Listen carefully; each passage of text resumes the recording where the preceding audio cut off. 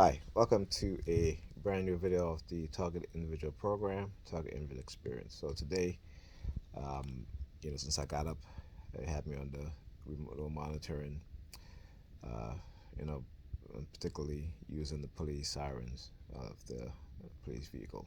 Okay, so for example, I just got off the phone with Pam as I hanged up the phone with her. You know, um, again using the police sirens.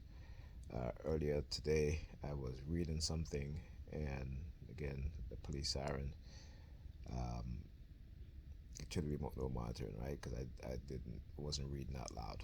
So, so the whole day has just been, just looking at videos. I was playing some Fortnite, stuff that I just regularly do.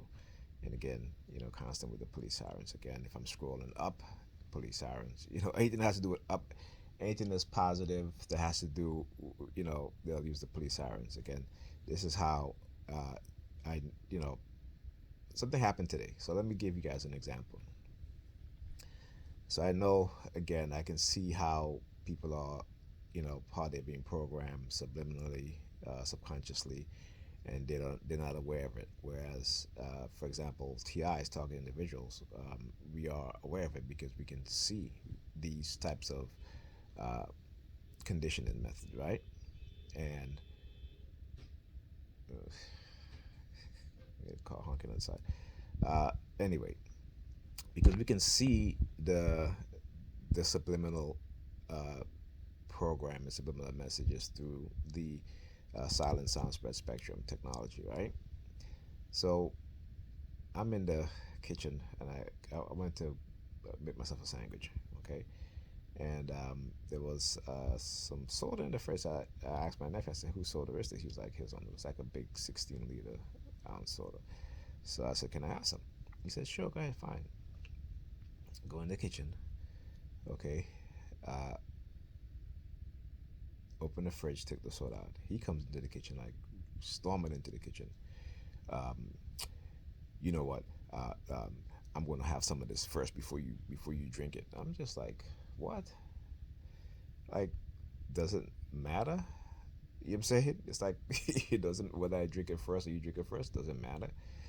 But I understand what it is that he's going through, right? Through the subliminal programming. They love to do this competition thing, And like I said, I can see how it affects particularly black people in general, because particularly black men and black women, because we're particularly with black women, they're always trying to compete with black men, and it's through the psychological conditioning, the psychological programming, right?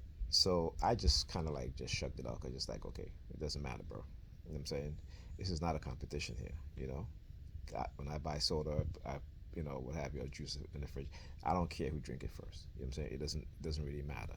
But again, I can see when he did that, I said, okay, yeah, that's being conditioned. Another thing too, yesterday I went to my mom's house, and my older brother, he was there, so he opens the door and he starts to do the palm fixation drill.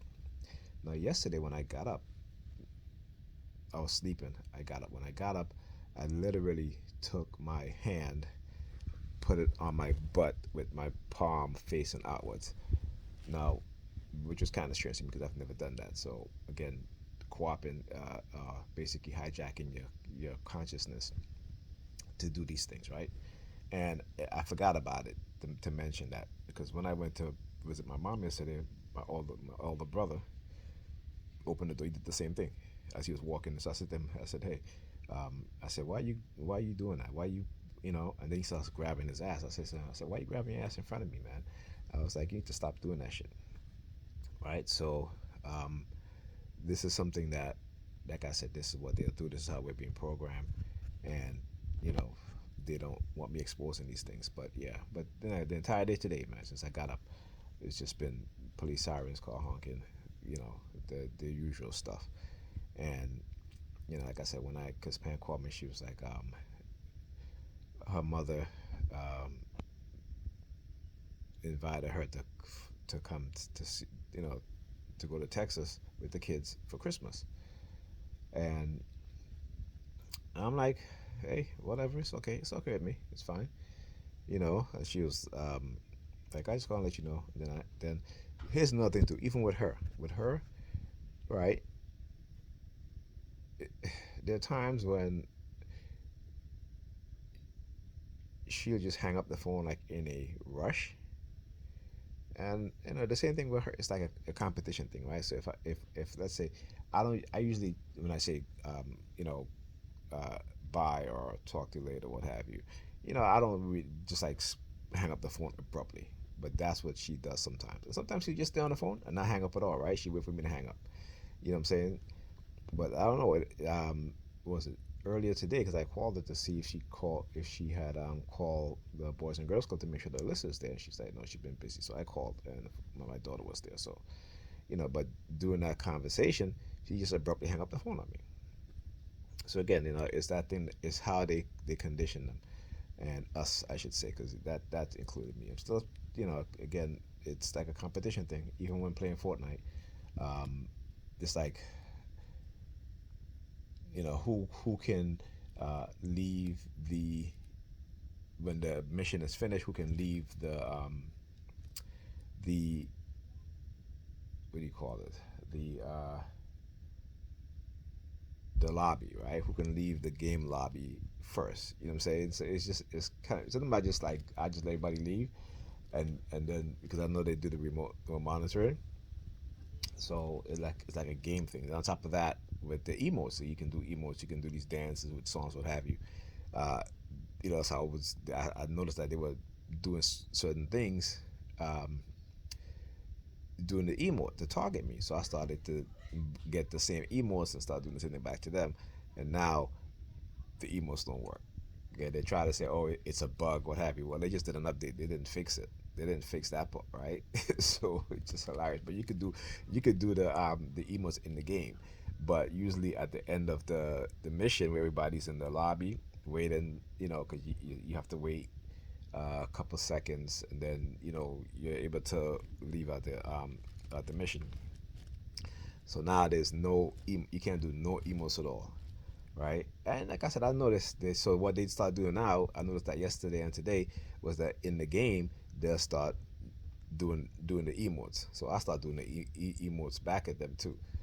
It's just hilarious sometimes the way how these people think, because it's a game that they want to play. They want to keep you into this game thing, But whatever, I'm just like whatever. It doesn't really matter to me. But hey, I sometimes I enjoy messing with them because there are times where they will leave the lobby abruptly, and I'm like, yeah, okay, because I've noticed that when I was doing the emos back to them, and the certain emos that I got, they didn't like that shit at all. They would like leave out the game. Or what would happen is that when the mission ends, you wouldn't go to the lobby. It would just, the mission would just end, and then you would just go back to your, your character's menu, right? Which is like where you go and you can look at your stats or look at the missions or look at what kind of weapons you have, what kind of resources you have, and they'll do that abruptly. But again, like I said, I've studied these things. Okay, I'm not just speaking just to speak. I've been studying this stuff for decades. So with the use of the technology, how they condition you into thinking a certain way, becoming more narcissistic, more self-centered, more selfish. Um, and when you look at society today, and especially within the black community, you see we are the most individualistic individuals in of any group of people in the United States. Um, because again, it is our negative programming. They have programmed us so negatively to be against each other, to always want to compete with each other, that it's literally destroying relationships and destroying families.